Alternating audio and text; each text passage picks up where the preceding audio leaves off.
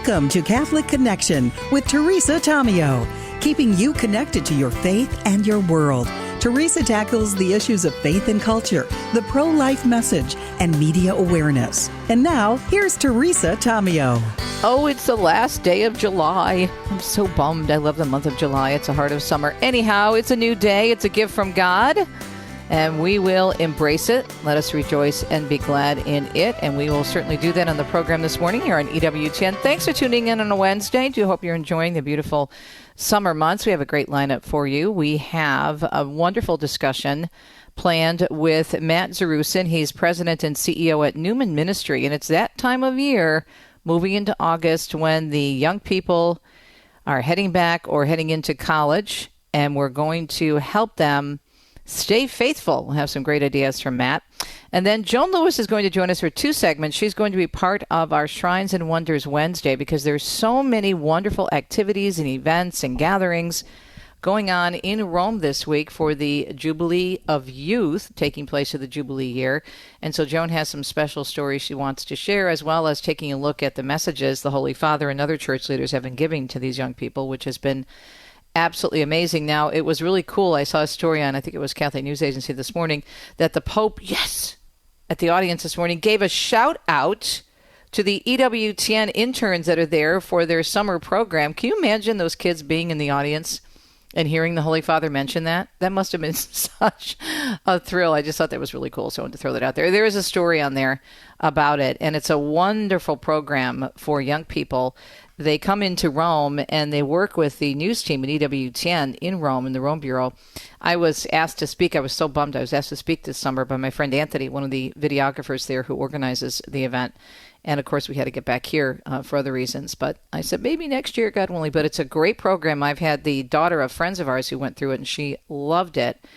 And they learn how to do live shots, and they learn how to write, and they are asked to do news stories, and they are asked to develop their own story ideas. So it's really good hands-on experience, and you get to be in Rome and learn more about how the church operates. So anyway, take a look at that story. It's really, really cute, and how exciting for those students and for the Pope to give us a shout as well.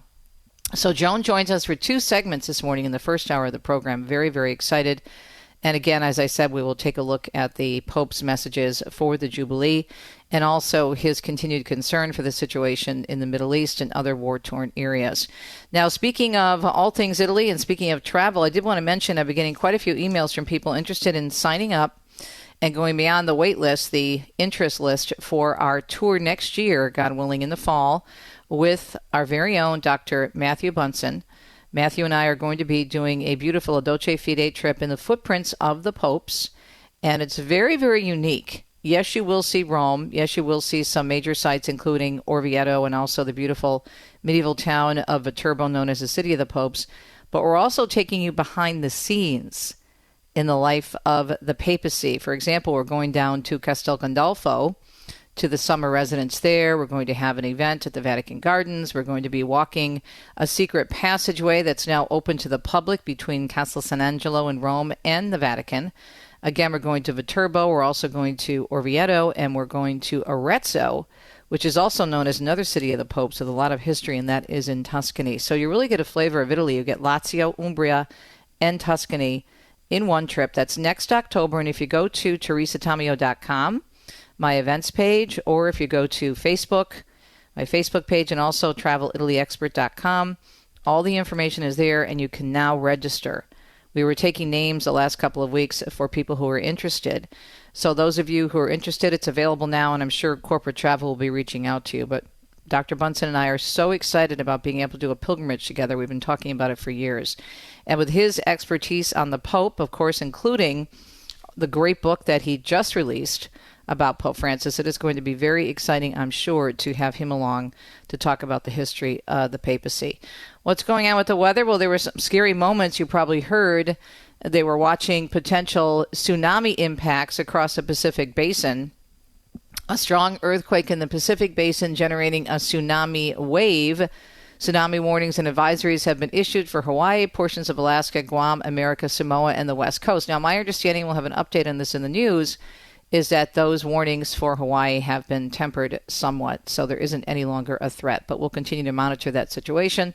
That's what we're looking at weather-wise, including a lot of heat across parts of the country, continuing especially on the East Coast. Right now, it's already 5 minutes past the hour. Let's get started with the news. It is a Wednesday morning, July 30th, the last day of this month here on EWTN. And we'll talk more about this with Joni at the bottom of the hour.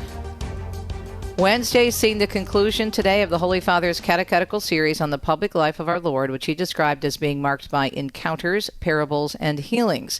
Addressing the faithful gathered in St. Peter's Square for his general audience, the Pope brought everyone's attention to the present, noting that this time we are living through also needs healing. He described today's world as being marked by a climate of violence and hatred that deeply wounds human dignity. Our society, he said, is growing ill, not from isolation, but from a kind of overload. He was talking about this, of course, to the young people that were there. We are hyper-connected, bombarded by images, sometimes false or distorted. And social media, he warned, has produced a kind of emotional bulimia, where too much input leaves us exhausted and confused. In the midst of this, many feel tempted, he said, to shut down, and might even prefer to feel nothing at all. He said, noting that words themselves are increasingly fragile. Now, bringing his address to a close, the Pope reminding us that true communication is not only about being effective, but rather it is about healing, about not hurting others with our words. Speaking correctly is the beginning of a journey, he added. And this journey, he said, leads us to Jesus himself through his passion and cross. Let us ask the Lord, concluded the Pope, to heal our way of communicating and to help the Church remain a place where every person can hear his word, be healed, and also become a messenger of his salvation. And in his prayer intentions for the month of August, Pope Leo says we need that to be societies where coexistence seems more difficult, might not succumb to the temptation of confrontation for ethnic, political, religious, or ideological reasons. In the prayer that follows, Pope Leo recalls that we stand in Jesus' presence in need of his peace. Michael Kastner tells us in other news this morning, Harvard turning over the records of thousands of employees to the Trump administration. A Tuesday email from Harvard's Department of Human Resources says the Ivy League school was providing the employee data as the Department of Homeland Security conducts a review of its operations. Harvard has been targeted by the Trump administration over allegations that it's allowed anti-Semitism to go unchecked on campus. I'm Michael Kastner. 3 West Virginia parents won the first round in their fight for religious exemptions to school vaccination requirements. Raleigh County Judge Michael Frobel granting a preliminary injunction saying the state's compulsory vaccination law needs a religious exemption to be constitutional. The parents believe they should not elevate a man-made vaccine over God's perfect design. State education officials stress the ruling only applies to these 3 families and won't affect other students.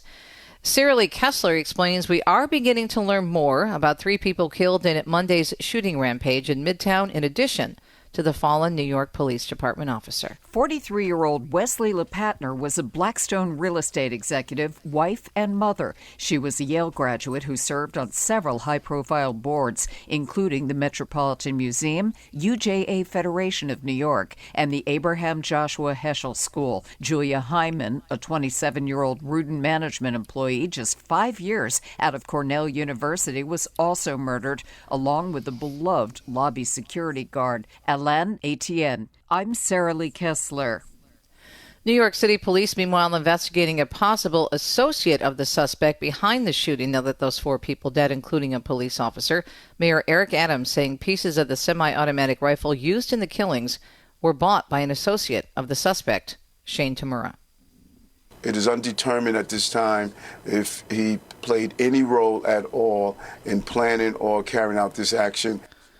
Adams calling it an evolving investigation. Reports say Tamura appeared to be targeting the NFL headquarters and had a note claiming he suffered from CTE, a brain disease linked to playing football. And the body of that New York police officer killed in Monday's mass shooting in Midtown Manhattan was moved to a mosque in the Bronx.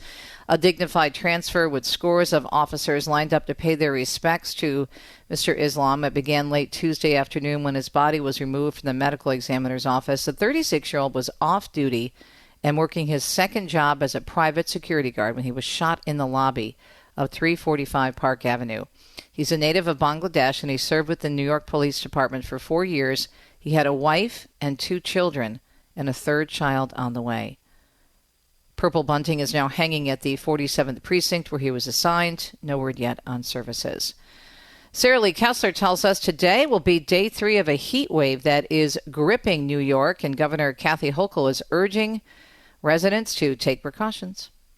Hochul is urging New Yorkers to take precautions in the face of poor air quality and extreme heat that's making temps in the 90s feel more like triple digits. The governor reminding people to stay hydrated, limit outdoor activity, and head to a cooling center if they don't have air conditioning. She's also announcing that state parks, including those with swimming and cooling facilities, have extended hours during the heat wave to help New Yorkers beat the heat. I'm Sarah Lee Kessler. And it's been a long, restless night for folks in Hawaii, where a tsunami warning has now been reduced to an advisory. A tsunami alert triggered yesterday after a massive magnitude 8.8 earthquake off the coast of Russia sent shockwaves across the Pacific Ocean. Local officials in Hawaii are urging residents and tourists along the coast to evacuate and move to higher ground. No major damage reported, though some boats are pushed onto dry land. The west coast was next up to see the waves. A sailboat that collided with a barge in Biscayne Bay in Florida near Hibiscus Island Monday has now been removed from the water. U.S. Coast Guard Captain Frank Lorio says a crash killed 2 girls, a 7-year-old and a 13-year-old, and 2 children now remain in critical condition. We were not comfortable answering that yesterday. Through some of our investigative work and some of the interviews we conducted, we do believe all of the girls were wearing life jackets. Again, our investigation needs to confirm that. A 12-year-old girl and a 19-year-old Miami Youth Sailing Foundation camp counselor, they were not seriously hurt. The Coast Guard and Florida Fish and Wildlife are investigating. And when the first school bell rings in less than 2 weeks in Florida's Broward County, cell phones will have to remain switched off. School board members did agree to revisit an update to the district's cell phone policy to allow high schoolers to reconnect during lunch. I do agree that excessive use of cell phones is problematic. I also agree that use of cell phones during instructional time is also problematic. However, complete banning of the use of cell phones, in my opinion, is also problematic.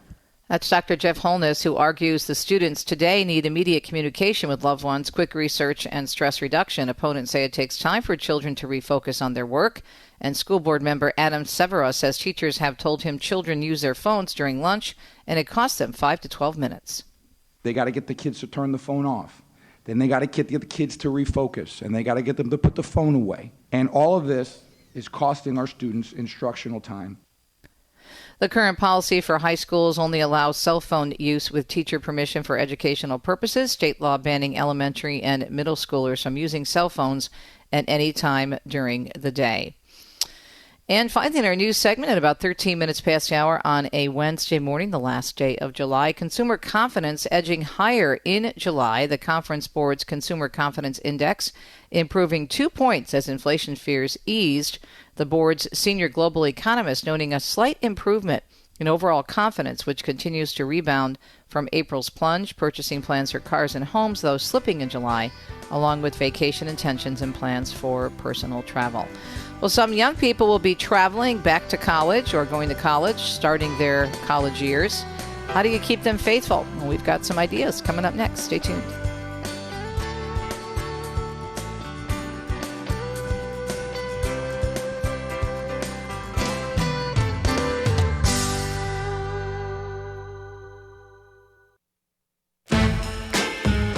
Okay, so I don't know why I thought today was the last day of July. But my esteemed producer, Richard, said, T, check your calendar. It's tomorrow. What can I say? I'm a dork sometimes. More times than not. Anyhow, it's July 30th. Tomorrow is the last day of July. Woohoo! We have 2 more full days. I'm so excited because I love July. And I love helping everyone learn more about the Lord and stay faithful. And that's what Newman Ministry is all about, especially when it comes to our young people. On the phone with us is Matt Zerrusen, President and CEO at Newman Ministry. Good morning, Matt. And let's talk, first of all, just give us like a general overview if people aren't familiar with your ministry. The website is newmanministry.com. Sure. Well, first of all, I'm glad we got an extra day in July. Yeah. Yeah. I kept saying today's the last day. I don't know. I don't know what I was thinking, but anyway. Yeah, I woke up this morning and I've got 2 grade schoolers we got to get back to school. And, you start thinking about it and you're kind of sad, and you're like, gosh, the house is going to be so quiet, and, they're not up yet. But, ask me again in 2 hours, I'll probably have the exact opposite answer. I'm like, oh, okay, let's start August tomorrow.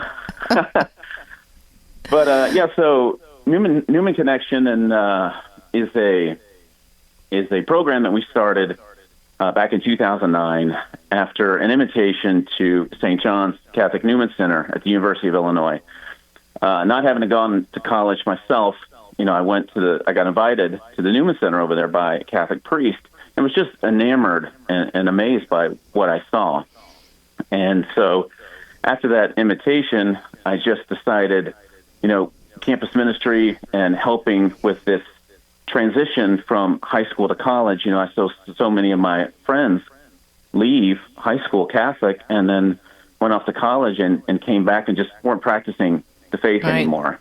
Mm-hmm. And so, the national stat is around 80%, which is crazy. We have to. That is really crazy. That's really crazy. That's that high. That figure is astounding. It is, I know, but when you get on these campuses and you look around, I'm sure you share stories about this, but oh yeah, you get on the news and it's like universities aren't exactly what Newman envisioned them to be. In fact, they're almost downright hostile to the faith anymore. So, you've got to have these campus ministries on campus, and you got to start building communities, and you got to help us transition from high school to college in order to get our students into, a welcomed faith community before you really get on campus, ideally. And so that's our mission here at Newman Connection, just to help bridge that gap. Faith forward, we call it, moving your faith forward from high school to college. So how do you do that? What are some of the actions, activities, events that you have in order to help that process go smoothly? So it sounds simple, but the easiest thing, that the way the program really works, is you can get online, you can work through your high school. We work in about a little over half of the Catholic high schools in the country, or you can work it through your parish. But you sign up through Newman Connection, you enter some information about yourself, and then it gets passed on to the campus minister. And so the big thing that we've introduced this year, I'm in Texas, I'm calling in from Dallas, mm-hmm. And what I always tell parents or anyone is, if you're a football player here in Texas and you can play, every college coach knows who you are. Right. But if you're a dynamic, really good Catholic, and we don't know who you are, we don't have any way of identifying you. So that's wrong, and that's what we're trying to solve.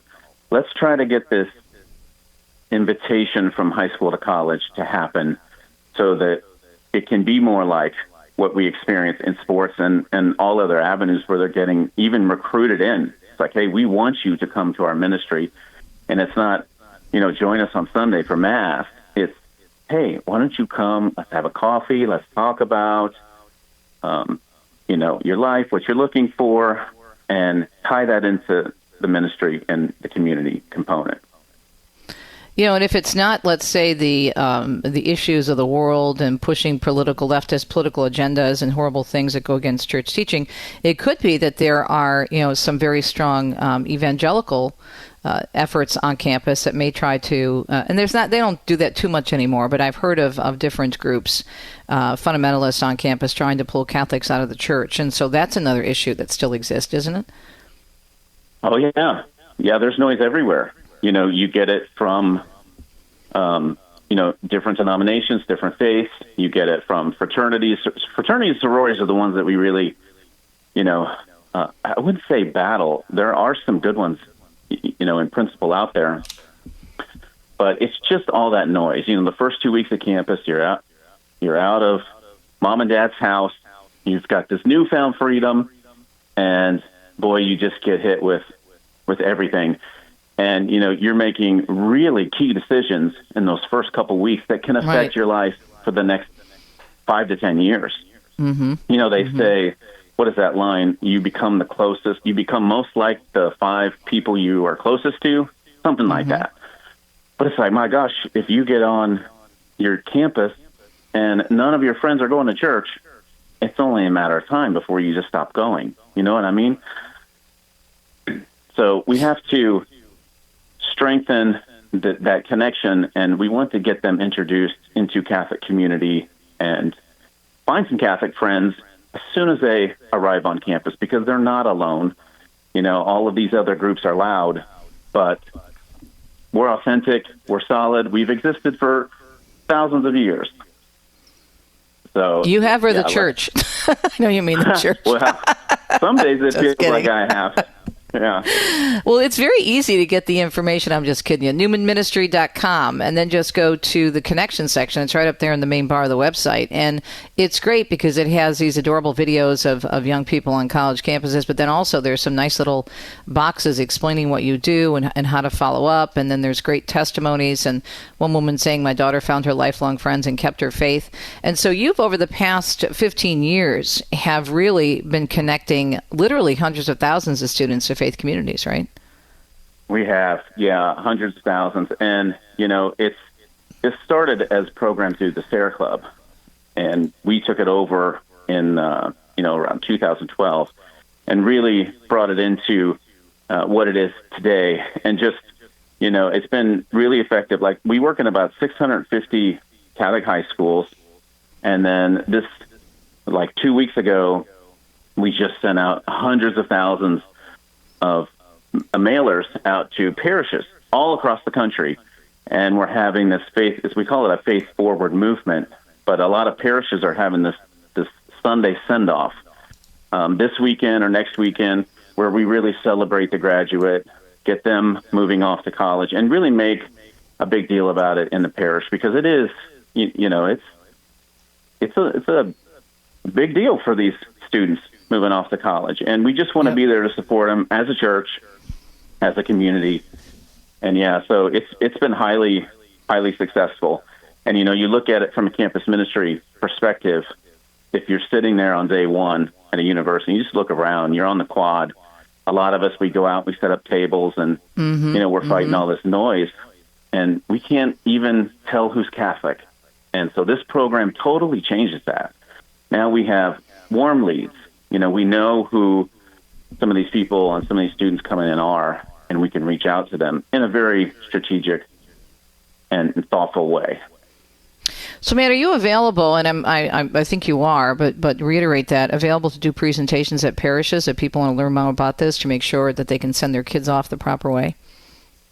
My job these next 2 weeks is to ensure everybody that is Catholic makes it into a campus ministry. And if that means I'll do whatever I got to do to make sure that happens. Yeah. Because this is such valuable information. I would love to see this in all the different church bulletins and giving this a link maybe. And my pastor is really techie. He puts out a great e-blast every week with all kinds of great resources for people. So I'm going to send this to him as well to make sure he puts it in his newsletter, because I think parents are busy, especially if they're getting ready for their kids to go off to college, and they may not realize that this is available. Yeah, I agree. We're endorsed in 120 different dioceses, so we're kind of working through those areas. But any noise that anyone out there can make in regards to this, ask your pastor, ask your church, ask your community. Let's get these kids transitioned off to college. Amen, brother. Matt Zerrusen, who's president and CEO at Newman Ministry. Go to NewmanMinistry.com and then check Newman Connection. Pass it on. We'll be right back.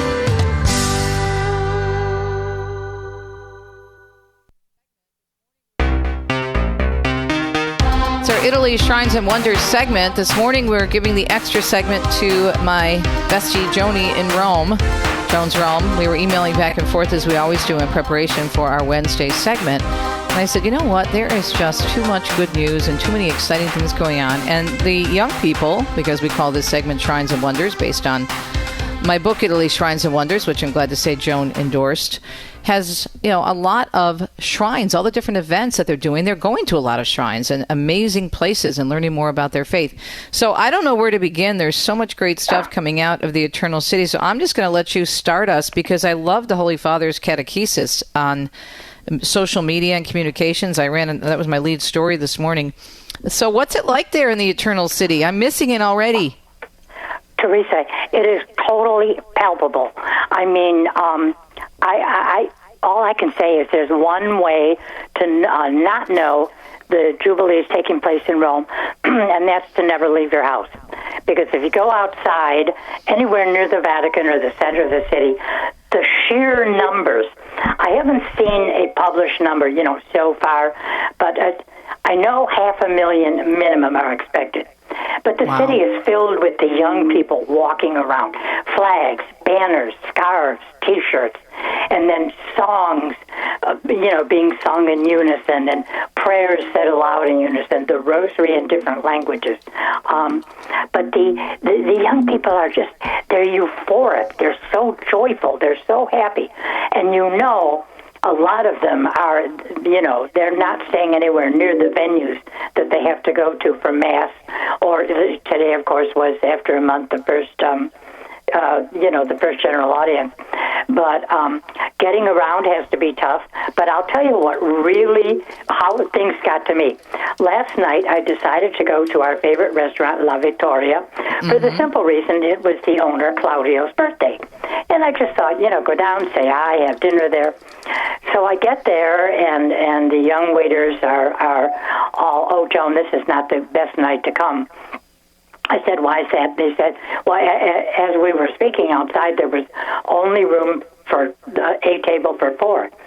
And so they said inside every single thing was reserved, every seat and then some, for young people at 9 o'clock. It was about 8:15 or 8:20. Anyway, they did separate the 2 single tables. I sat down there, and it's a good thing because within the next hour and a quarter, Teresa, close to 1,000 young people probably walked by our table or on the other side of the street. Because, as you're sitting at La Vittoria outside, you can see that underground passage that brings people from the square. Teresa, for about an hour and a half solid, the young people were coming out of the square because here's what happened. And I didn't know this when I sat down for dinner. I knew there was a Mass for young people inaugurating the Jubilee, and that was going to begin at 7 o'clock with Archbishop Fisichella. Well, guess who? It's over 150,000 at this Mass. Guess who surprises everybody by walking in to St. Peter's Square and then getting on the Pope-mobile? Pope Leo. He was it was not on his schedule. I mean, Archbishop Fisichella was as surprised as any of the young people. We had a rock star wearing white last night. He did the whole of Via della Conciliazione because those people never even got as far as St. Peter's He went up Square. and down the Via della Conciliazione? Yes, the whole thing in Pope-mobile, the white Jeep. And then he went down within St. Peter's Square and just kept circling that. Everyone was just going crazy. And if you wanted to see flags and banners and everything else, every single person. Well, again, nobody expected this. And had somebody kind of thought, hey, listen, maybe the Pope will surprise us. But nobody expected it.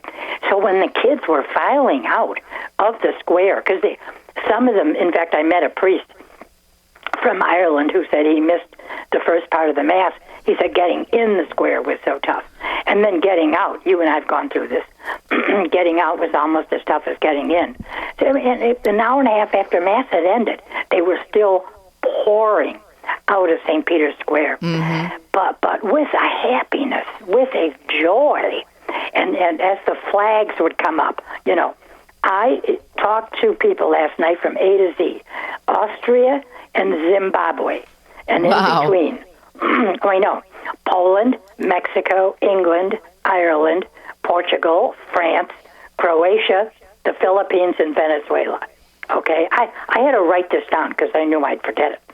So, and then at one point, a bishop, you could tell by the pectoral cross, a bishop and a priest sat down 2 tables over.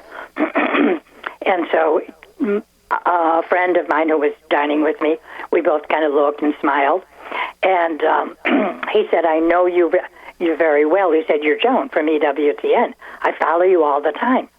And it turned out his name was Bishop Peter Collins of East Anglia, England. Wow. So, well, then we had conversation for the rest of the evening. But get this. I'm sitting at my table. I just knew he was from East Anglia. I didn't know his name. So on my phone, I researched Bishop of East Anglia, and his picture and name come up. While they come up, a young man stops right next to my table, and he looks at me and he says, "Oh, are you from East Anglia?" Excuse me. And I said, "No," but pointing to the bishop, I said, "He is." And the young man said, "I know, he's my bishop." So there were a whole bunch of young people from East Anglia. And the evening went like that. There was a priest from Ireland, Father Mandan, who came over, and he said, I've always hoped when I was in La Vittoria I would meet you. I've been a fan for years. So just meeting people, the younger people, many of them did, and do follow AWTN, but just the sheer joy on the faces of these young people, their delight, their happiness at being in Rome. And again, the biggest surprise of the day, I think had they gone home, last night, they saw the Pope and they were overjoyed. Yeah. And then, of course, a lot of them were in the square this morning for the general audience. But here's the thing: events are being planned, have been planned for all over Rome. In over 300 churches in Rome and on the periphery, events are planned. Not only liturgies, but different language groups meeting, praying the rosary. Certain relics are on display. And this morning I went to the Church of San Marcello, which is on the Via del Corso. That's the big street, or I love that narrow street. Yep. Yeah, in the center of Rome, beginning at Piazza Venezia. And going to Piazza Repubblica. Yeah, it's beautiful. Yep. Some Catholics and Christian groups got together and created a center dedicated to Blessed and future St. Carlo Acutis within this church. The young people, because I went there to meet a young man whom I interviewed for my weekend radio show, Johnny Verba, because he created a 1,000-piece mosaic. Okay, hold that thought, because we have to. I know you're going to post the pictures today after our interviews. We've got an exclusive here with Joni. But by the way, I encourage people to look for the video of the Pope going up the Via della Conciliazione. I can't remember the last time that's happened with a Pope, because that's such a long street. But what a cool video to see the Holy Father going up the Via della Conciliazione to St. Peter's Square in the Pope Mobile. We'll be right back.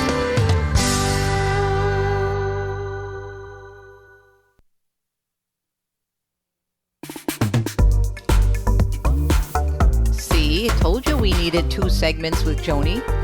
I brought her on this morning. Joni, it is so exciting, and we get to see this a lot firsthand because we're blessed to be able to do what we do and cover various events. But the excitement, I just kept playing during the break while you were talking, that video of him going up the Via della Conciliazione. That was just the coolest thing. That street is quite long, and even though there's been some reconfiguring in terms of the pedestrian area, you think of the Tiber River, and then you think of going all the way up.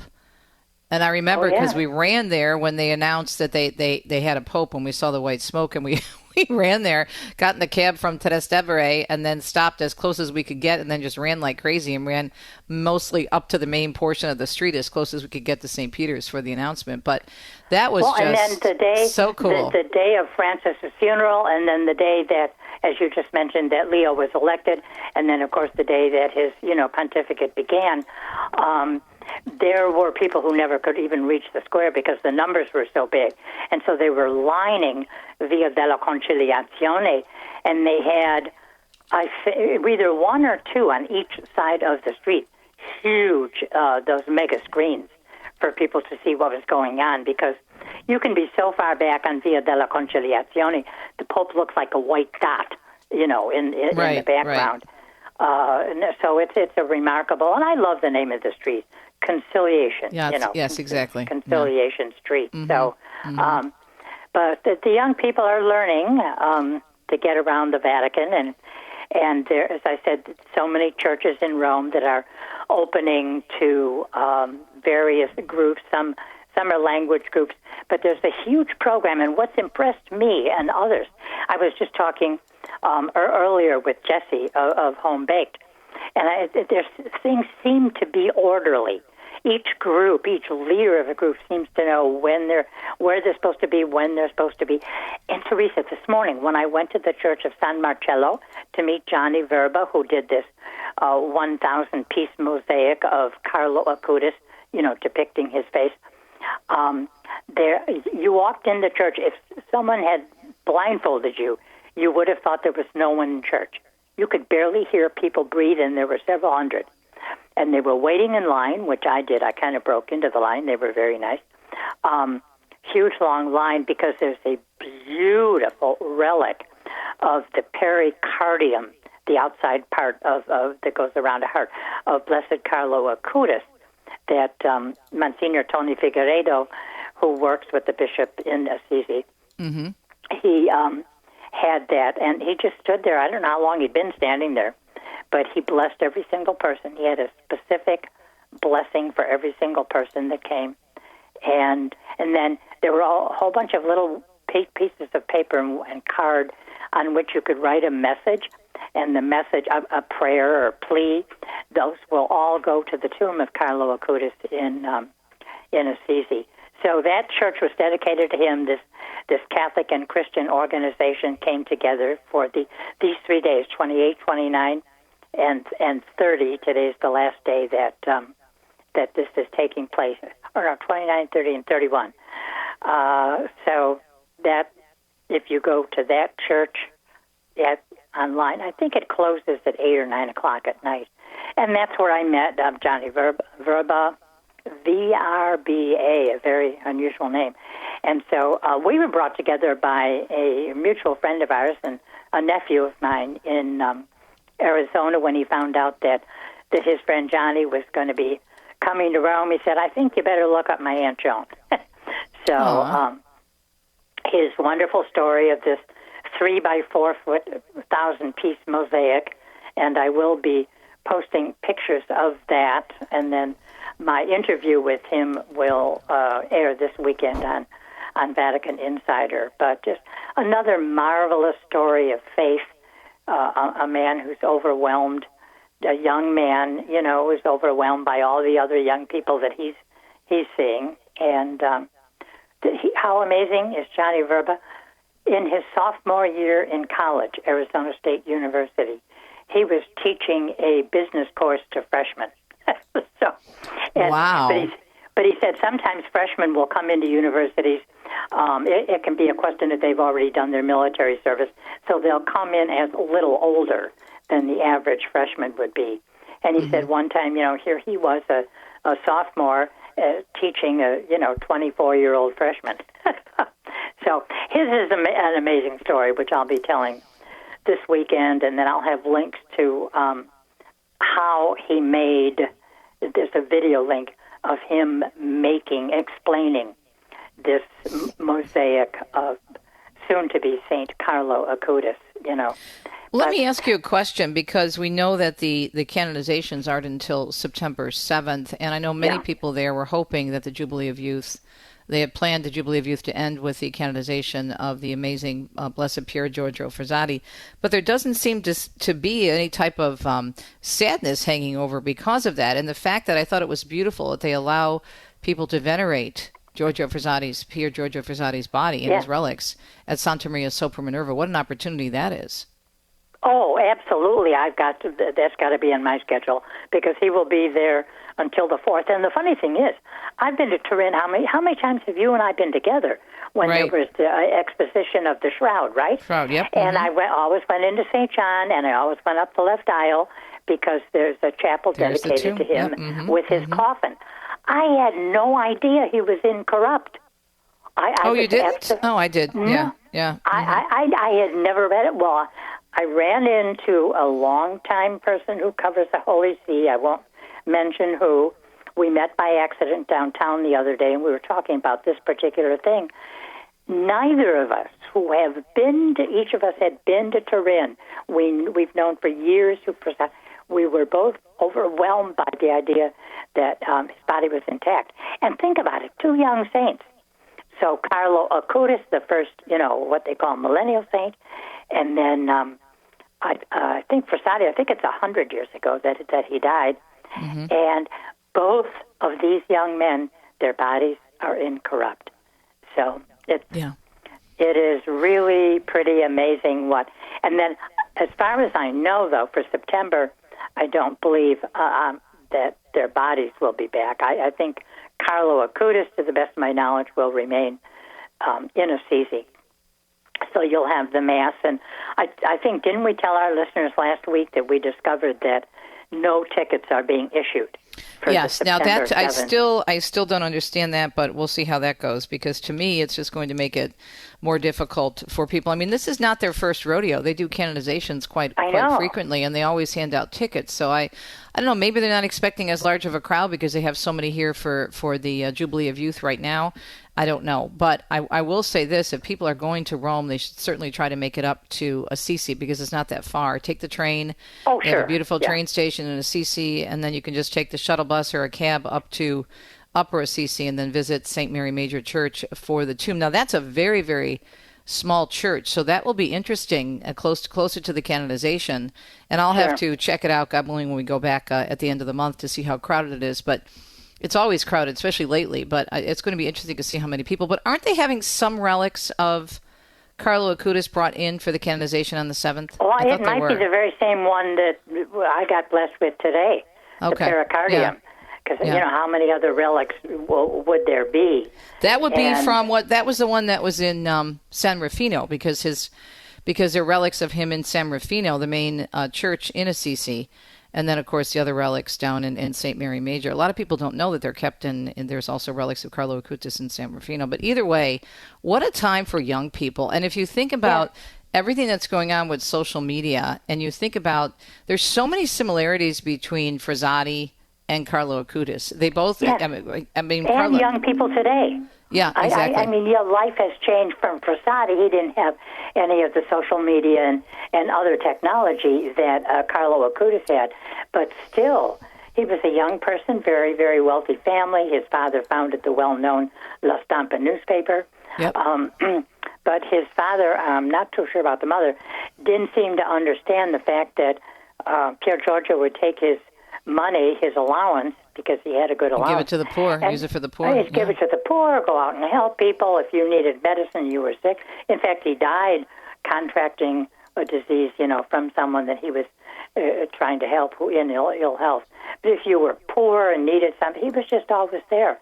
And his parents were like, especially his dad apparently, wait a minute, we want you to follow in the steps of, footsteps and run the newspaper and be part of society, etc. But that's not what his faith meant to Pier Giorgio. So both young men, different societies, 70, 80 years apart, lived their faith as they knew they had to live it. They had to be part of society, but in the sense of going out there and connecting with people who needed you, who needed your help, who needed your reaffirmation of faith.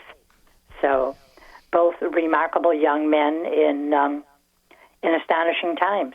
And if you can't feel linked, as a young person today, with either of those two future saints, then something's wrong with you. Yeah, and I would advise people, and I'm sure you would too, Joni, when you go to Assisi, when you go to venerate the relics of Carlo Acutis, to make sure you look above the glass tomb, because there are these beautiful images in the wall that are basically carved out in the wall. And there's one that I think is so important for the young people to see, of him working on the computer with a big smile on his face, and Jesus is in the background. So always being cognizant of the tools and how he was using them. And so hopefully that will be an encouragement. It's such a beautiful time. And this weekend is going to be, I'm sure, wonderful. Oh, my gosh. Well, there's everything. I've published a lot of information. The city of Rome came out with a document about 10 days ago, which I felt was so important I translated it into English. It was all the statistics from the technology being used to how many portable toilets there are, to the fact there's going to be 5,000 civil, volunteers. They go into the numbers of doctors, nurses, firemen. How many people from the waste management company? There's going to be something like 20-some different work shifts for the people of the waste company, not only over the weekend at Tor Vergata University, but, here in Rome. The constant cleaning. You would expect maybe to see a lot of trash. I want to tell you, this city looks like it's been abandoned from the point of view of trash and things. But as you go downtown now today, for example, driving past or taking taxi past the Chiesa Nuova, a whole bunch of tents are set up. And if you know the colors, I saw a whole bunch of Red Cross tents. And then I saw tents with civil protection people. And then there were other tents that were simply information centers. And everybody's keeping everything clean. So that's a pretty good sign if there's 500,000 people. And I've heard numbers, but we aren't going to know until Sunday, probably Saturday night, of 1 million, for the vigil and the papal mass on Sunday. So just astonishing days, very uplifting. I think that's the best part of this whole thing. Mm-hmm. Encouraging and uplifting, and encouraging to see so many young people so vested in their faith. I actually had a consultation with a young man last week from Tees, Italy, who was going by himself for the first time overseas, and he was a little nervous. And and I said, look, you're going to get there, and it's going to be the time of your life. And he was so excited to. And he said, I've got your book. I'm going to read it on the plane. He was so sweet, but he was so excited to be a part of this, and I know that's a general feeling. We look forward to catching up next week. Our own Joan Lewis, of course, with our update on Joan's Rome. And check out our great WordPress blog. All kinds of information. Those images of the mosaics of Carlo Acutis will be up later today. We'll be right back.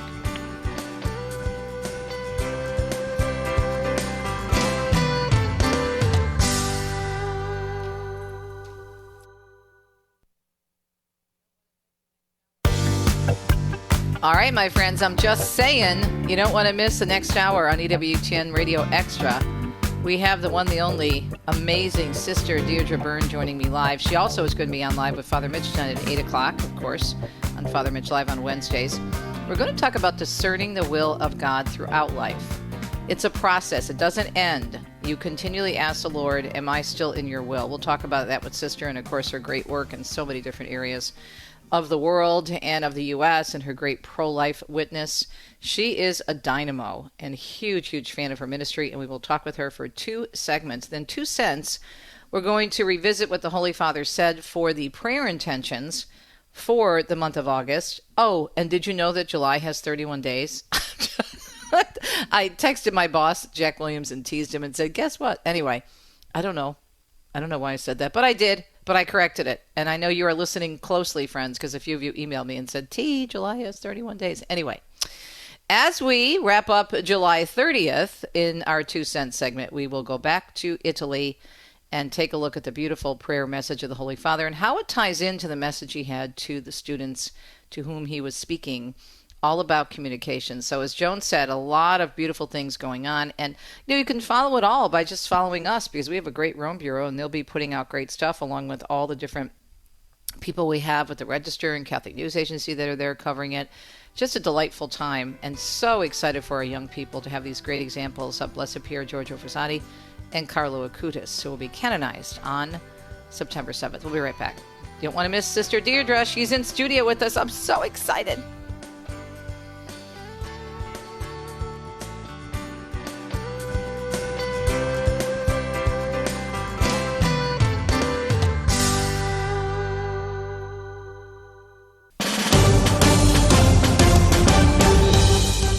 Well, today, and we'll talk more about this in the 2 cents segment coming up, saw the conclusion of the Holy Father's catechetical series on the public life of Jesus, which he described as being marked by encounters, parables, and healings. Addressing the faithful gathered in St. Peter's Square for his weekly general audience, the Holy Father brought everyone's attention to the present, noting that this time in which we are living also needs healing.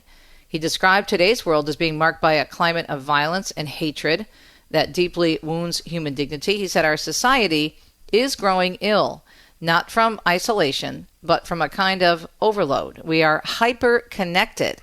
bombarded by images, sometimes false or distorted.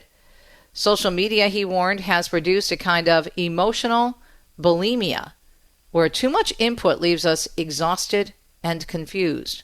In the midst of this, many feel tempted to shut down, continued the Pope, and he said we might even prefer to feel nothing at all, noting that words themselves are increasingly fragile.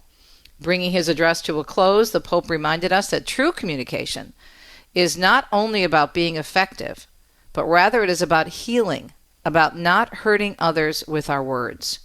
Speaking correctly is the beginning, he says, of a journey, and this journey leads us to the Lord himself through his passion and cross. Let us ask the Lord, he concluded, to heal our way of communicating and to help the church remain a place where every person can hear his word, be healed, and become a messenger of his salvation. And the prayer intentions for the month of August, Pope Leo says we need to, for societies where coexistence seems more difficult, might not succumb to the temptation of confrontation for ethnic, political, religious, or ideological reasons. In the prayer, the Holy Father recalling that we stand in the presence of the Lord in need of his peace.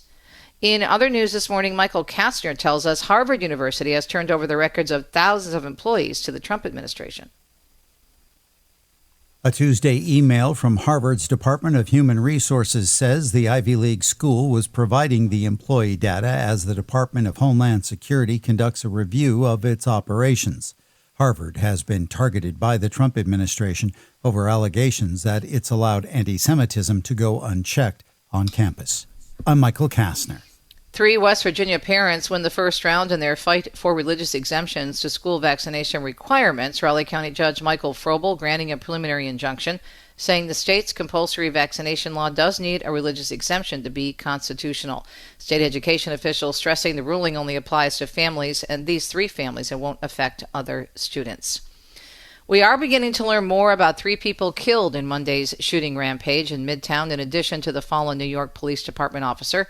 Sarah Lee Kessler has more on that developing story. 43-year-old Wesley LePatner was a Blackstone real estate executive, wife, and mother. She was a Yale graduate who served on several high-profile boards, including the Metropolitan Museum, UJA Federation of New York, and the Abraham Joshua Heschel School. Julia Hyman, a 27-year-old Rudin management employee just 5 years out of Cornell University, was also murdered, along with the beloved lobby security guard, Alain Etienne. I'm Sarah Lee Kessler. And New York City police now say they're looking at a possible associate of the suspect behind the shooting that left those 4 people dead, including a police officer. Mayor Adams yesterday saying pieces of the semi-automatic rifle used in the killings were bought by an associate of the suspect. It is undetermined at this time if he played any role at all in planning or carrying out this action. Adams called it an evolving investigation. Reports say Tamura appeared to be targeting the NFL headquarters but used the wrong elevator. He also had a note claiming he suffered from CTE, a brain disease linked to playing football.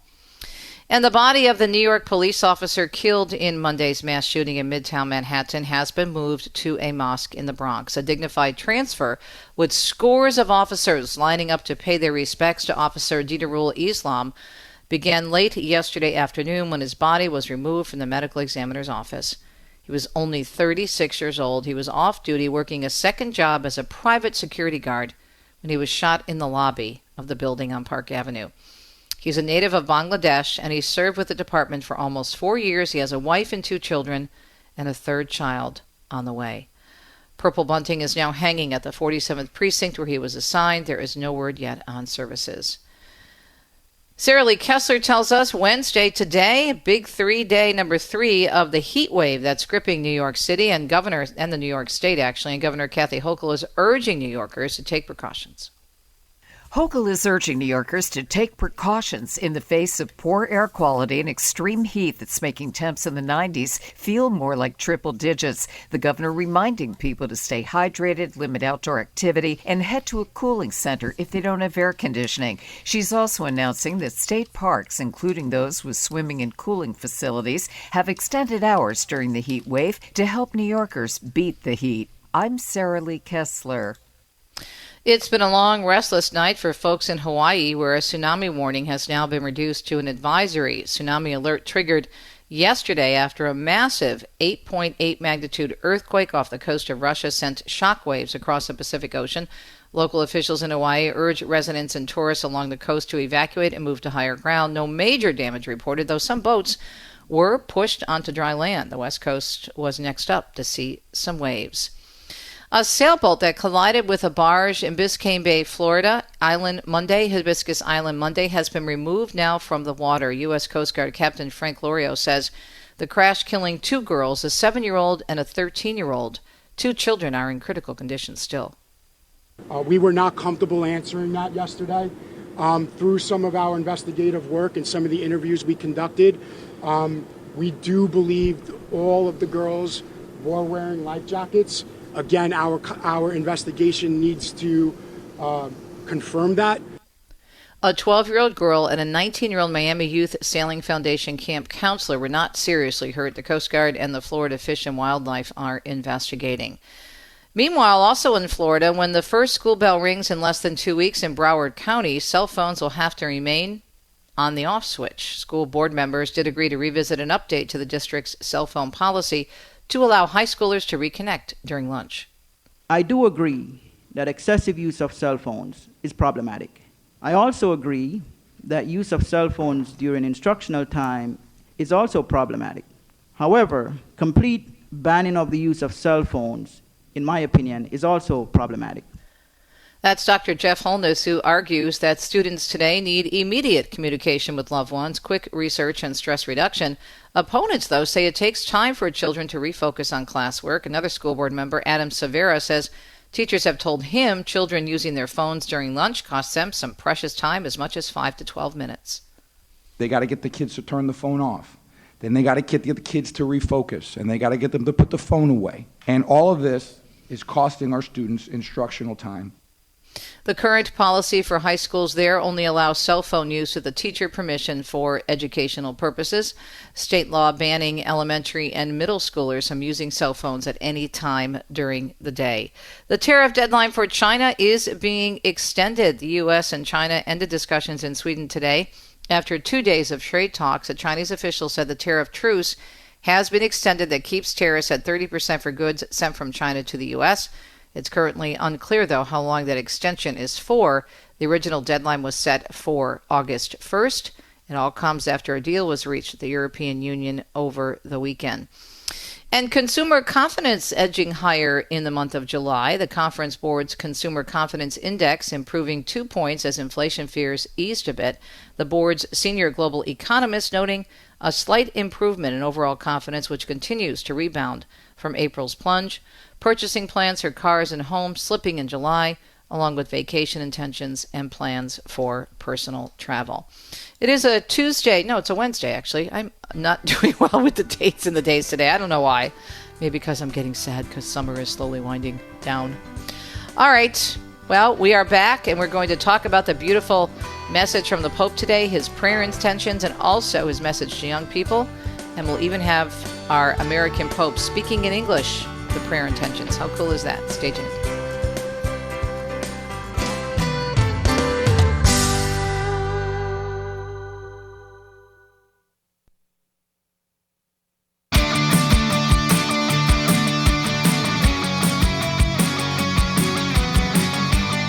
We're having people sign up and register already for the wonderful pilgrimage I'm doing with our very own Dr. Matthew Bunson next year, God willing, 2026, in the footprints of the popes.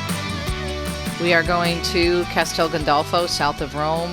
Rome, of course. We're going to a secret passageway. We're going to walk it between the Vatican and Castel San Angelo. We're going to the city of the popes, Viterbo.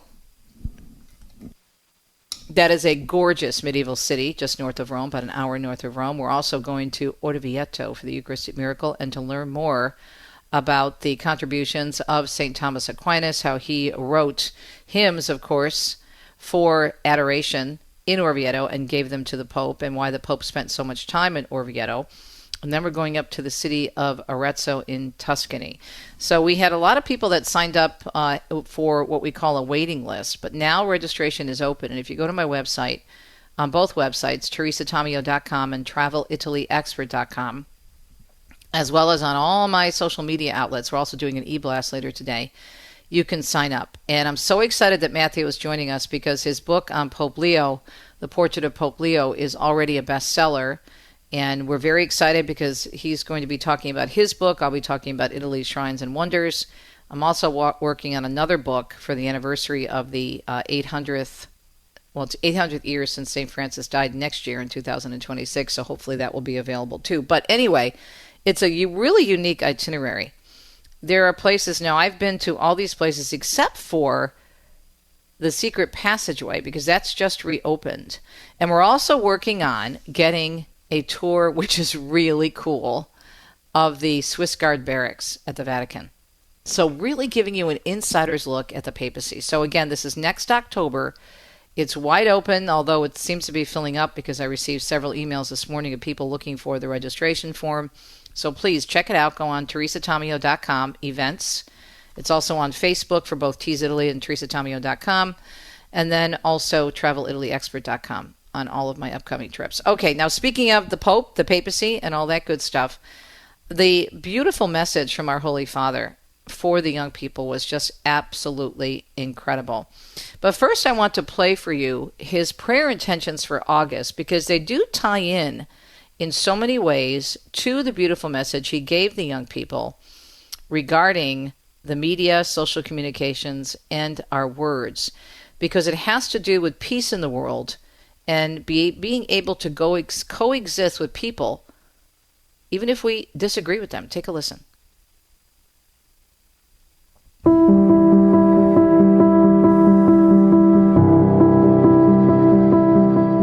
Let us pray that societies where coexistence seems more difficult might not succumb to the temptation of confrontation for ethnic, political, religious, or ideological reasons.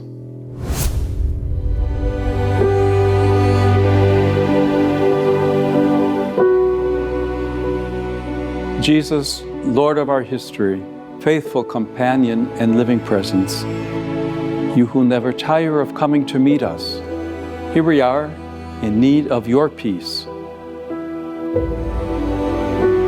We live in times of fear and division. Sometimes we act as if we were alone, building walls that separate us from one another, forgetting that we are brothers and sisters. Send us your Spirit, Lord, to rekindle within us the desire to understand one another.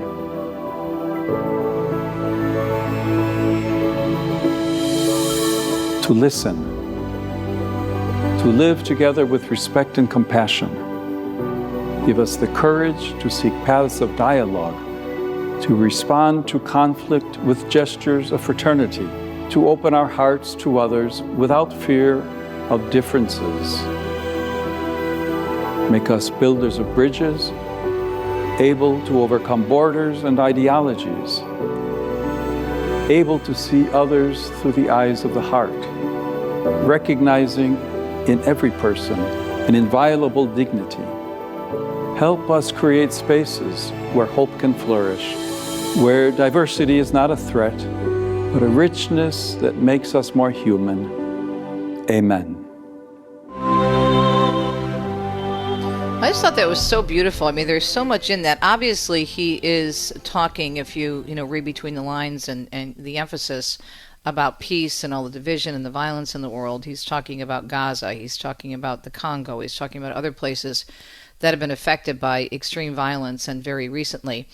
But his words also apply to what he's discussing with the young people for the Jubilee of Youth, which is taking place, as you heard with Joan Lewis in the first hour, all week long. And it's super important for us to understand that these messages, while they are targeting the young people in particular this week, it's something from which we can all learn. I mean, how many of us may have lost it on Facebook and been really nasty with someone, or responded in a way that wasn't very Christian, tried to have a gotcha moment, or even in an email? It got so bad a few years ago for me when I would post different stories about different issues, especially when it came to abortion, that I literally backed away from engaging or responding. And I now use my social media posts, whether it be Facebook, whether it be X, whether it be Instagram, all these different things. I use it merely for evangelization and announcements. If there's an event coming up that I want people, about which I want people to know, then I post that. For example, I was talking at the top of the show and the top of this segment about the information now available on my outlets regarding our beautiful pilgrimage. I try to use it mainly as evangelization and avoid exchanging with people, because I find it takes you down a rabbit hole and it can suck you dry. And it's a shame, but I think you have to prioritize what's important. And for me, getting the word out about events, I think, is really important.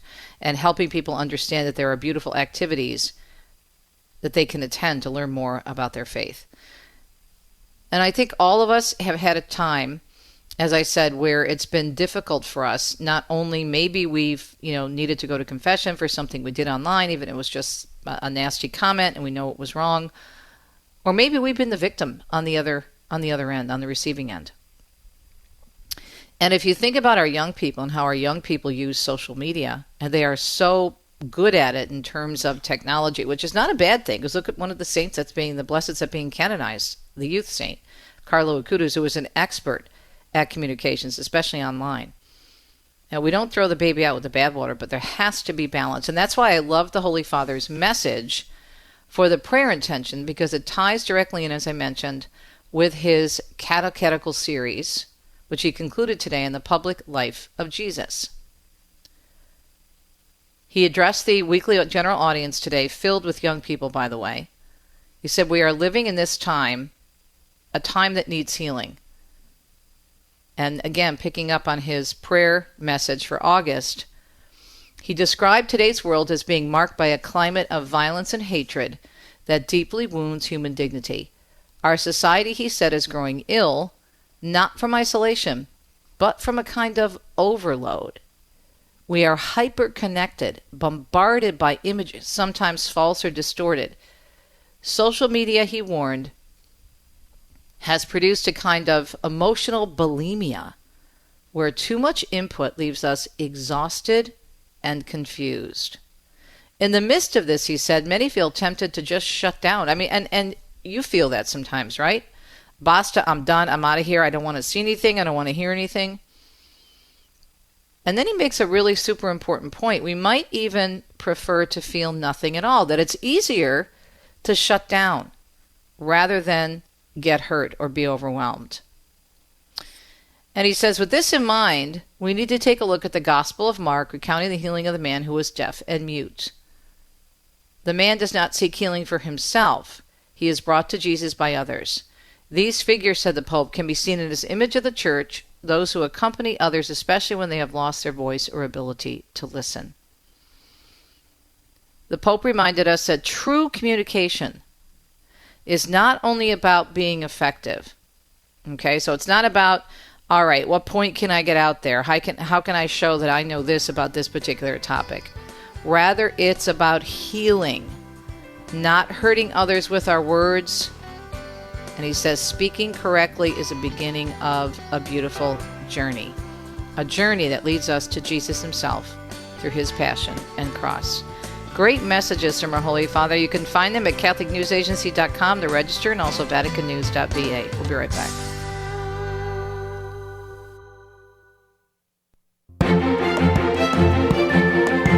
Welcome back to the second hour of Catholic Connection. Great to be with you. And whatever time of the day it is, it's always great to catch up with someone as dynamic and important in terms of evangelization and pro-life witness as the amazing Sister Dierdra Byrne, Roman Catholic religious sister, missionary, surgeon, and retired U.S. Army colonel. And as her bio says, despite her personal humility, which is very obvious, she's extremely humble. Sister has been a fearless advocate for the unborn, the chronically ill and disabled, and she has worked tirelessly to defend conscience protections for medical doctors. Now, I could go on, but if I give her a complete bio, it'll take time away from the interview. So, Sister, I can't tell you how excited I am to have you on the program this morning. Thank you so much for being here. Thanks, Teresa, for having me. How are you? I'm hanging in there. Yeah? What you working on? I hear you are in Orvieto. I wish I could be there. Oh, I love Orvieto. It's so beautiful. Yeah, it's one of my favorite places on the planet. So what are you up to? Tell us a little bit what you're doing. Well, I'm a religious sister in Washington, D.C., the Little Workers of the Sacred Hearts of Jesus and Mary. Mm-hmm. our community, which is about 130 years old or so, is predominantly teaching, but our house in Washington is considered the medical house. So I am a general surgeon predominantly, and I do free surgery for the poor, still operating, still practicing, because practicing makes perfection. We also do the abortion pill reversal, which is, always a roller coaster ministry. But in the last 3 weeks, we've had 3 moms who have asked for reversal. And thanks be to God, each mother, the babies are doing beautifully. We just saw one yesterday because we were testing out a new ultrasound machine that we'd like. We're going to have to fundraise. It's a little bit expensive, but you can do 3D images on first trimester babies, which really opens the doorway for the mother to fall in love with her baby.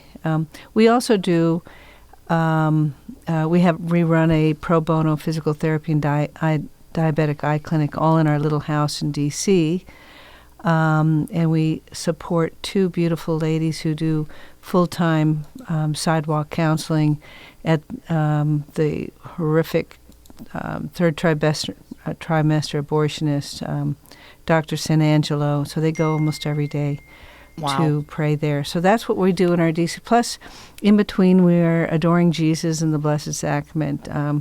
We have, we're a traditional community, so we have Mass every morning. We have adoration with morning prayer in the morning, and in the evening we have adoration. And then in the midday, we sometimes we're walking up to the Franciscan monastery because my 102-year-old mother lives with us, and so we try to wheel her up there. 102? Yes. Wow. Bless her heart. That's yes. amazing. Yes. Well, do you think you might live past 100? We sure hope so. Me? Oh, I'm ready to go tomorrow, today.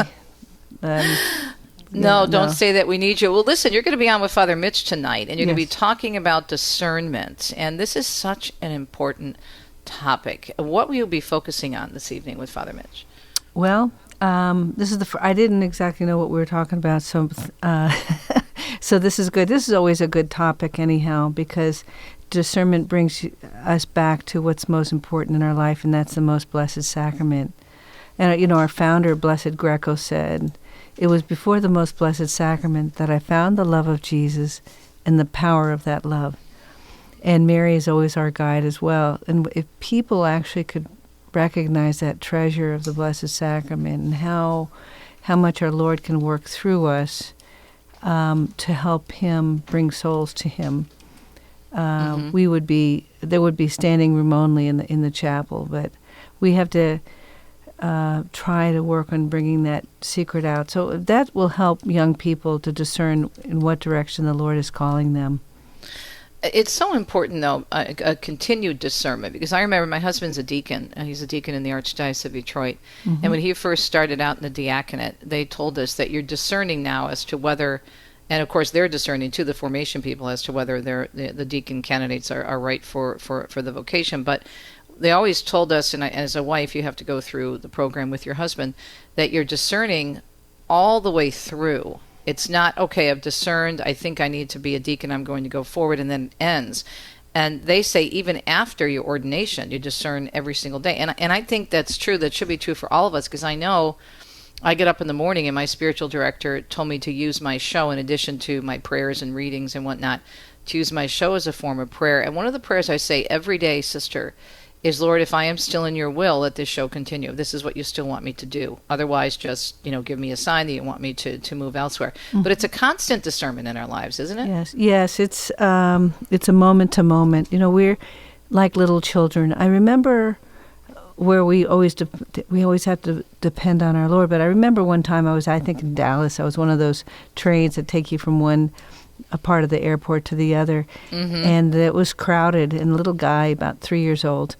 And it got the train was a little bit rocky. He didn't look up. He just put his hand up, and the mother put her hand down, and they grabbed each other's hands. Aww. And I think that's how we're supposed to be, that we are like little children who reach out to Christ every day to know that He's carrying us through and guiding us. And I found in my own life, and especially in discernment, that it was when I finally emptied myself of my own desires. Yep. All of a sudden, things started happening, and it wasn't what I envisioned. It was something totally different, but it's always a joy. That's the thing, though. You have to give it over to God. My mother, my family's originally from New Jersey. My mother had this really great, strong Jersey accent. And I was asked in an interview yesterday what the best thing my parents gave me or taught me. I said, obviously, first the Catholic faith, but my parents and my mother especially would say, offer it up to God and put it at the foot of the cross. But, you start there, right? Yeah, absolutely.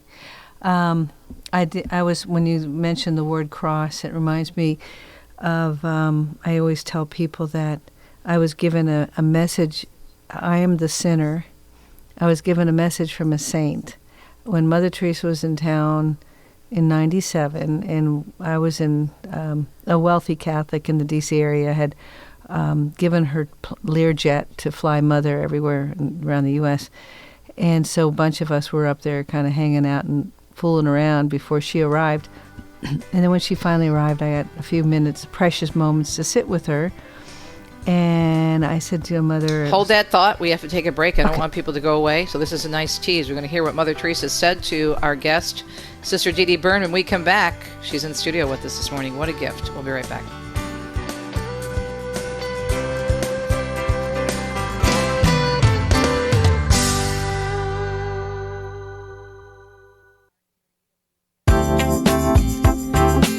We're having a beautiful day. We are here at EWTN. We have an amazing guest in studio with us. What a gift to spend time with the beautiful Sister Dierdra Byrne.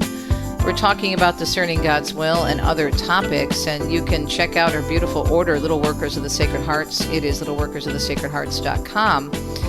And there's a beautiful book all about Sister. It was written by a friend of mine, actually. Lisa Carson will mention that as well. But Sister, you were keeping people on the edge of their seats, as we say in radio, when you were saying that you had a very profound conversation with Mother Teresa. Tell us about it. It was in 97, and she had just finished her time in Washington. She had received the congressional, an award given by the congressmen and women, and humbly she accepted it. And so she's on a plane. I was up there in the area of the plane, and the sisters gave me a few moments to just be with her. And because I was still discerning, I was perpetually discerning. I was a surgical resident still. I was still training, so I couldn't enter. But I sat with her, and I was saying, Mother, I was questioning about maybe whether she would be welcoming physicians and, where I could actually practice. And she looked at me and she said, keep your eyes on the cross. That was it. She had very powerful but simple messages that really cut to the core. And I tell people that, so a saint spoke to a great sinner, me, and I share with all you future saints that we must keep our eyes on the cross. And the Lord will help us understand what He wants for us. It may not be immediate, and also our Blessed Mother, she's our guide. And, she gave her life sacrificially like no other human. Her fiat really changed the world. It was before the Blessed Sacrament, with an open heart and sincere heart, that I personally asked, Lord, to whom shall I go? And so if we can just give a fiat, our yes to Jesus, to change, it will change the world. Well, St. Catherine of Siena says, when you are whom you are meant to be, you will set the world ablaze, right? Mm-hmm, exactly. And I think so many of us miss what we're supposed to be because we have an idea in our head, and we all do this, of, okay, this is what I'm doing now. It's working well. It's going well for my family, but we have this desire in our heart maybe to go in a different direction. But we kind of suppress it for a variety of reasons. That's why there has to be constant discernment. Mm-hmm. Yes. Yeah, exactly. I think, and again, a lot of people say, where would you or how would you best proceed with this? And I always tell everyone, go to the chapel spend a few moments before the Blessed Sacrament just thanking Him. The old mnemonic acts, adoration, thanksgiving, adoration, contrition, thanksgiving, and then supplication, asking for prayers. And that little mnemonic will help you to guide you to spend time before Him. Because a lot of people will go into the chapel and say, "I'm not sure where, what to do or what to say." Remember Holy Mother Saint Teresa of Avila would talk about watching the hourglass and also counting the bricks on the wall. I love her because I was named after her patron saint, so I take great comfort in this huge mystic. Oh, I know. Of which I am not, right, and not a saint hardly. And she was so funny, but she was so real. She talked about being distracted. Well, Mother Angelica was the same way. Yeah, exactly. I love her Amazing. because of that, of her humanity. And you are a saint in the making, though. Don't say you're not a saint. You're a saint in the making. We're all saints in the making. That's Yes. true. Thank you, sister. Yeah. At what point, and let's go back to when you were discerning your vocation as a religious sister, were there particular messages that enabled you to move forward? What was it, if people are listening and they're discerning maybe a vocation to the diaconate or even to another part of the religious life?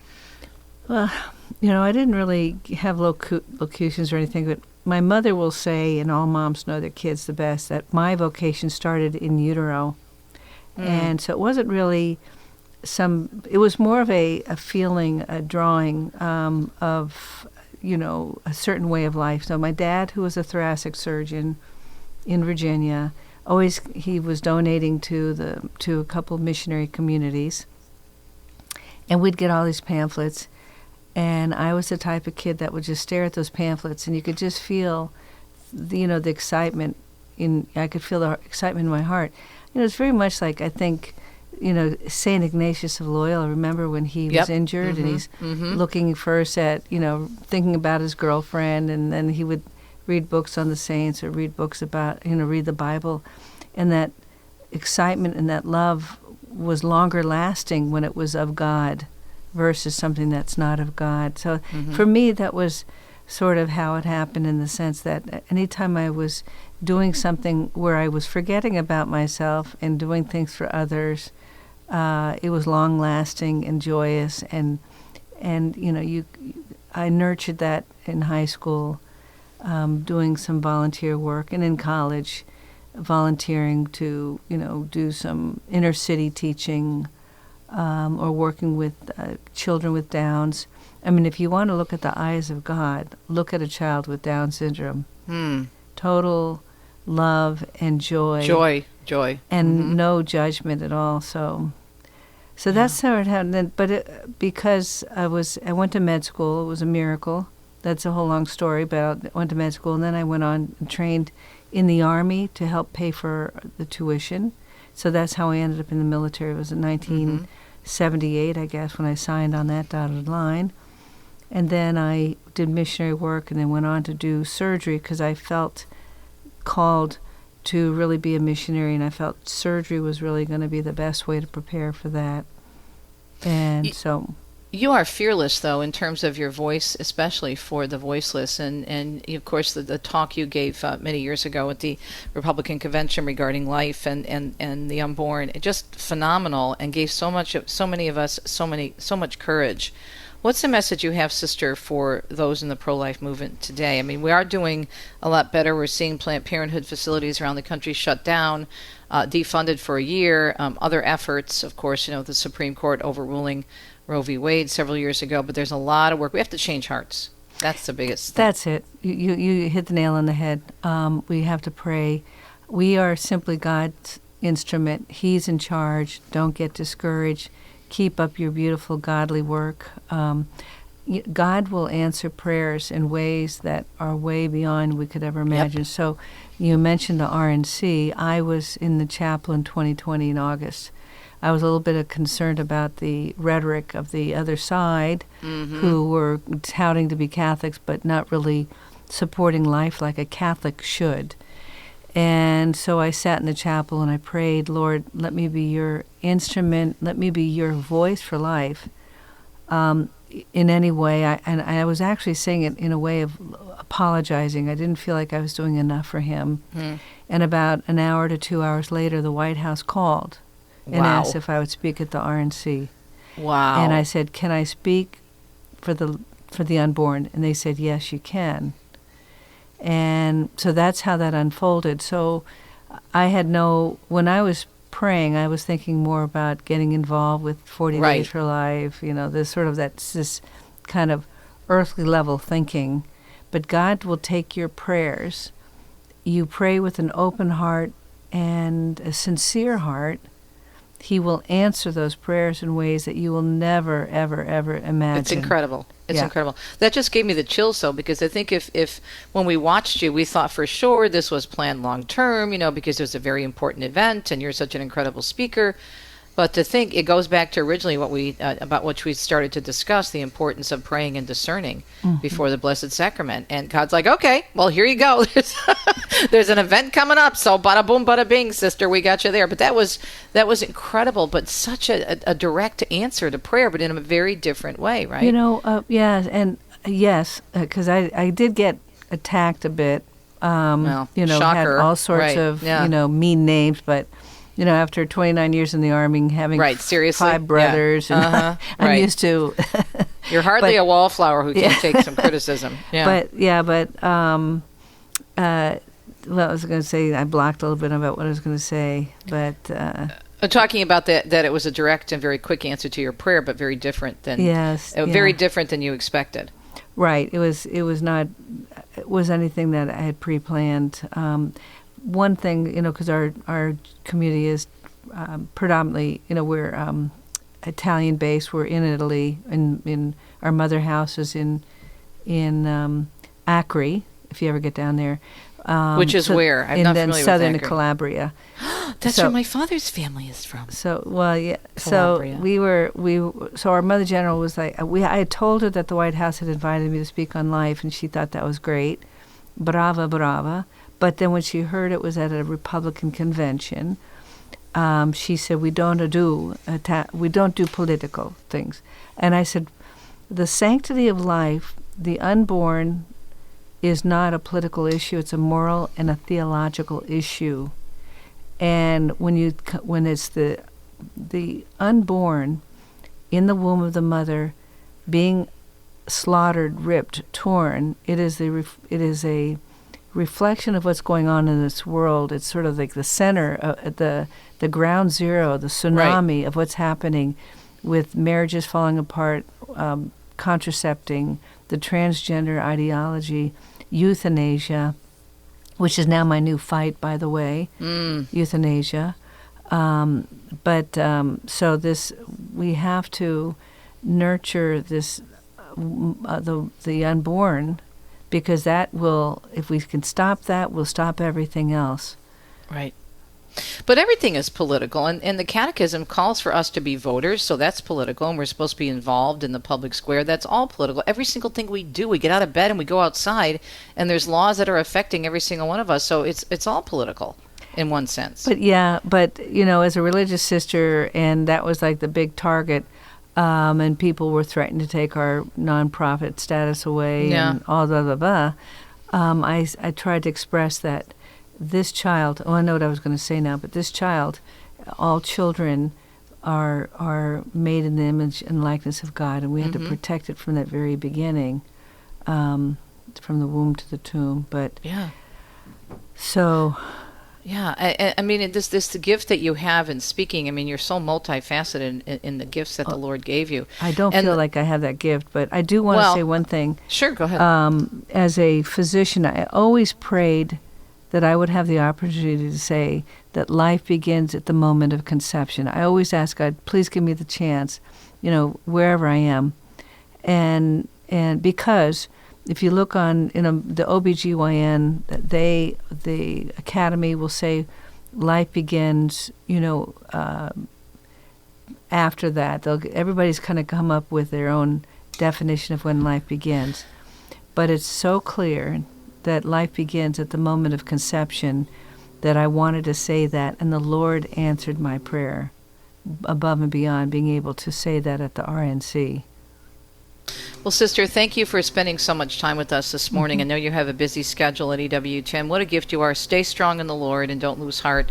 I know you won't. But I also want to refer people to the beautiful book written all about you with my friend, Dr. Lisa Karzan. I know her very well from southeastern Michigan. She's an amazing pro-life warrior.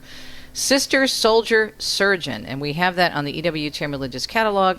And, of course, we'll be plugging that on EWTN as we always do, including with the appearance of Father Mitch. Thank you, Sister. Pray for me and Deacon Dom. And you go, girl. You keep speaking up for those who can't speak for themselves. God bless you. All right, my dear. Wow. What a gift she is. Thank you, Sister Dee Dee. We love you and we love your ministry. And we're so blessed to have you in studio with us here on a Wednesday morning. We'll be right back.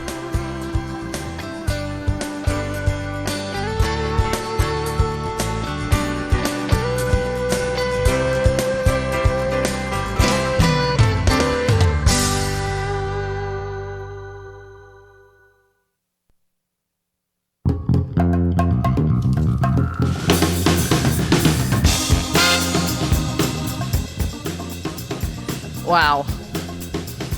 I don't know about you, but I really enjoyed talking with Sister Dee Dee. I hope you enjoyed listening.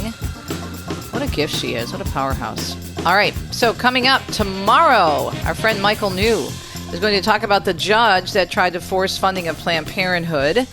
And we're also going to talk about the fact that Michael and his expertise in the background and the research and everything he does for pro-life, he believes that pro-lifers are going to win in the end and that they should win on appeal of this effort by this judge who was handpicked by one of the very liberal pro-abortion administrations. Also, speaking of life, we're going to check in with our friend Dr. Patrick Castle. He's with Life Runners, and he's just amazing. You talk about somebody with energy.